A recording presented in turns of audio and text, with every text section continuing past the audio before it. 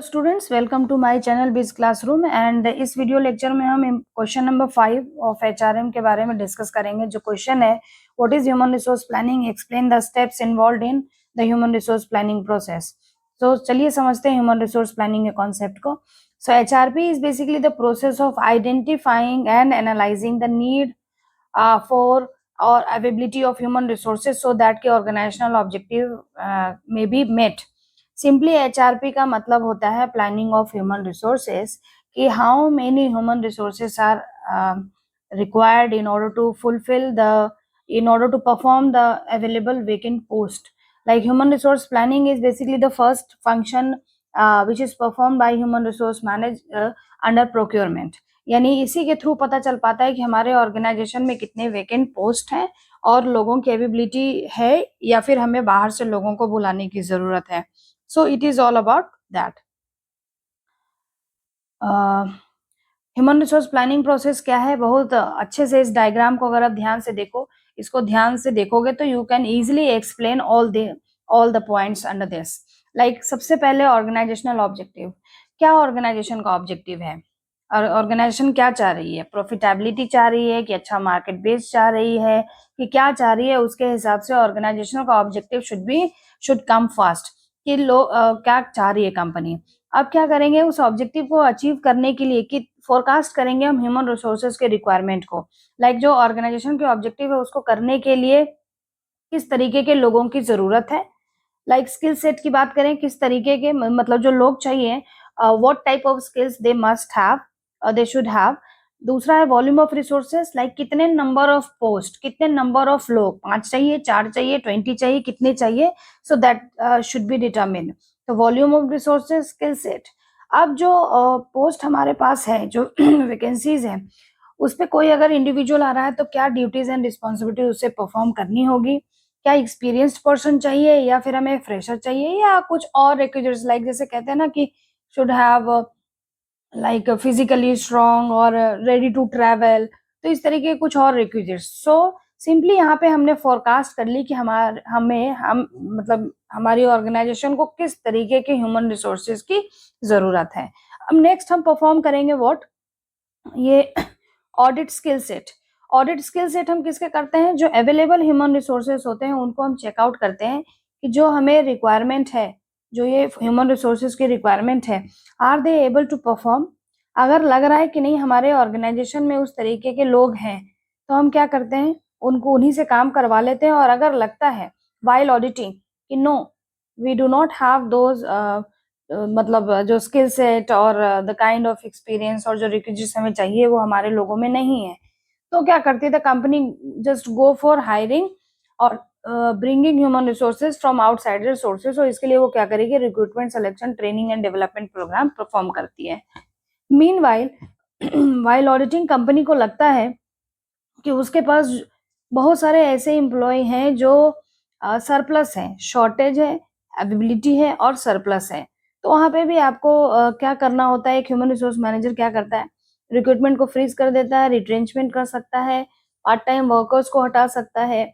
सो कहीं ना कहीं यहाँ पे अगर आपको लगता है कि कुछ ऐसे मैन पावर है जो सरप्लस फॉर्म में है, तो आप accordingly being a human resource manager decision ले सकते हैं कि उनके साथ कैसा ट्रीटमेंट करना है आपको। So it is all about human resource planning process. हमने पहले ऑर्गेनाइजेशन के ऑब्जेक्टिव को सेट किया, उसके अकॉर्डिंग हमने देखा कि किस तरीके के लोगों की जरूरत है, क्या कितने नंबर ऑफ और किस तरीके के लोग, ये समझा। फिर हम अपने एग्जिस्टिंग एम्प्लॉय जो हमारे ऑर्गेनाइजेशन में उनके स्किल सेट की हम ऑडिटिंग करते हैं, फाइन कि यस है हमारे पास वैसे लोग, तो हम उन्हीं से काम करवाते हैं। अगर लगता है कि नो, तो हम ह्यूमन रिसोर्स प्रैक्टिसेस अडॉप्ट करते हैं। और अगर लगता है कि सरप्लस है, हम कैरी कर रहे हैं कुछ ऐसे लोगों को, दोज आर नॉट रिक्वायर्ड, तो accordingly being a human resource manager you just do that कि आपको क्या करना है। लाइक ऑर्गेनाइजेशनल ऑब्जेक्टिव है, ये फोरकास्टिंग ह्यूमन रिसोर्स रिक्वायर्ड है। आप डिस्क्रिप्शन बॉक्स में अगर आपको इन पीपीटीज, अगर आप ये पीपीटीज चाहते हैं तो आप वहां से देख सकते हो और आप डाउनलोड करके आप देख सकते हो, इनको समझ सकते हो। जो समझाया है बेसिकली वही है। सो नेक्स्ट है quantitative and qualitative dimension for forecasting man power requirement. So HRP को परफॉर्म करते हैं दो एस्पेक्ट से। क्वांटिटेटिव और क्वालिटेटिव। जो पहला में था ना लिखा हुआ फोरकास्टिंग ह्यूमन रिसोर्सेज, तो ये दो तरीके हैं जिससे हम ह्यूमन रिसोर्सेज के रिक्वायरमेंट को फोरकास्ट करते हैं। लाइक क्वांटिटेटिव है, क्वालिटेटिव है। क्वांटिटेटिव में हम नंबर्स में देखेंगे वर्कफोर्स एनालिसिस, वर्कलोड एनालिसिस और ट्रेंड एनालिसिस, जबकि क्वालिटेटिव में हम मेथड लिखा है डेल्फी मेथड। चलिए समझते हैं कि ये है क्या। पहला है वर्कफोर्स एनालिसिस मेथड। अब यहाँ पर हम देखते हैं इनफ्लो और आउटफ्लो को। इन मीन्स ट्रांसफर, रिक्रूटमेंट, प्रमोशन, और जा रहे हैं कैसे लोग, मतलब रिटायरमेंट हो रहा है, डिस्चार्ज हो रहे हैं, टर्मिनेट हो रहे हैं, रिजाइन कर रहे हैं। सो बेसिकली इस पर्टिकुलर फ्लो को समझता है ह्यूमन रिसोर्स मैनेजर, और अकॉर्डिंगली वर्कफोर्स को नंबर्स में प्रिडिक्ट करता है कि कितने लोग जा रहे हैं और कितने लोग आ रहे हैं, कितने लोग। सेकेंड मेथड है वर्कलोड एनालिसिस, यानी यहाँ पर पूरे वर्कलोड को आइडेंटिफाई करके या डिटरमिन करके हम एनालाइज करते हैं कि कितने लोगों की जरूरत है। लाइक यहाँ पे जो भी आप ये प्रॉब्लम देख रहे हो, इसमें लिखा हुआ है production per year, average number of weeks during a year, average hours per week per worker 40 है, टोटल आवर्स पर वीक, यानी यहाँ पे वर्किंग डेज 7 लिया है, एंड जो वर्किंग आवर है वो भी 7 है, दैट इज 49, और कितना है मल्टीप्लाइड बाय 40, ये कितना आ जाएगा 960, and total man hours per year कितना हो जाएगा 400, क्योंकि total average number of employees है तो 400 मल्टीप्लाइड बाय 960, तो ये इतने total man hours per year चाहिए। तो अगर हमें पर निकालना है कि कितने एम्प्लॉय चाहिए प्रोडक्शन के हिसाब से, तो प्रोडक्शन हमारा कितना था, एक बार प्रोडक्शन हमारा कितना था 2 लाख इतने के करीब,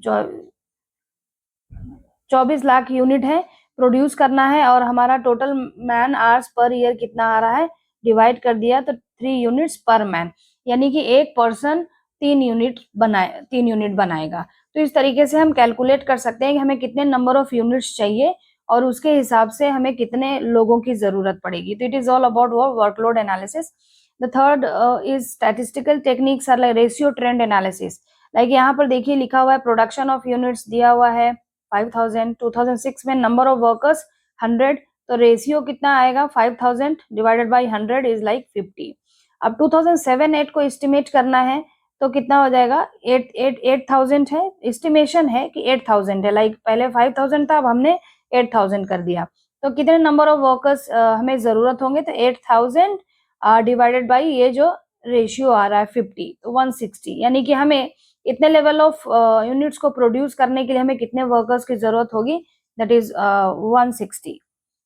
नेक्स्ट है qualitative analysis. Qualitative analysis is not using any number, we basically use the logic, the judgment or the statement of the expert one। like Delphi technique क्या होता है, जैसा कि नाम है ये सिटी ऑफ डेल्फी से ओरिजिनेट होकर आया है। इसमें क्या होता है अलग अलग इंडस्ट्री के या फिर हम कह सकते हैं अलग अलग सेक्टर्स के हम एक्सपर्ट को लेकर एक ऑर्गेनाइजेशन में आते हैं, या फिर they just sit together and have discussion on the topic, यहाँ कितना वर्कफोर्स चाहिए, कितने मैन पावर की रिक्वायरमेंट है, और ये डिस्कशन तब तक चलता है जब तक कि वो एक कॉमन पॉइंट पे, कंसेंसस पे ना पहुंचे, और जो भी वो कंसेंसस होता है that determine what the number of man power which will be required in order to fulfill or in order to perform the vacant post or the positions।